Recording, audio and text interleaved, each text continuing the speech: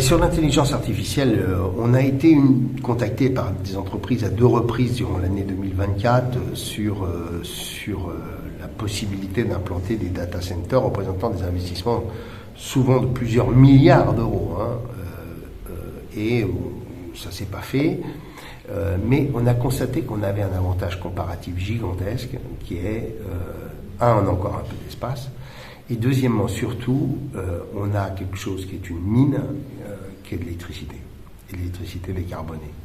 Et puis la mise en service de Flamanville fait qu'on en a encore un peu plus, et que demain on a les parcs d'éolien offshore qui vont être accordés, après-demain on a l'hydrolien à Cherbourg avec Laura Blanchard.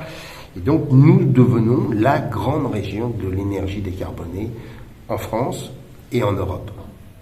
Et ce qui veut dire que les data centers qui ont besoin de puissance électrique considérable sont intéressés, ou les investisseurs de ces data centers sont intéressés par le positionnement de la région Normandie.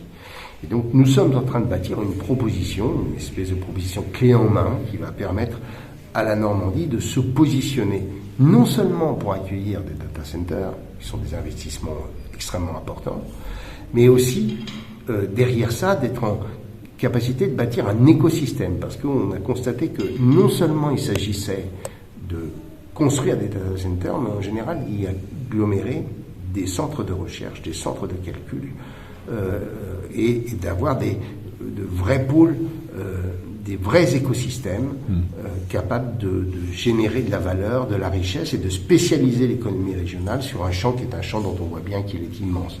Et donc on fait ce travail, qui est déjà bien avancé, et avec l'idée qu'on ait 4 ou 5 endroits en Normandie, on puisse dire à un investisseur qui dit voilà, je veux porter ça. Vous avez vu que Microsoft hier a annoncé 80 milliards d'investissements sur le sujet, et bien qu'on soit en capacité d'être un des lieux en France, en Europe, où on puisse avoir de tels investissements.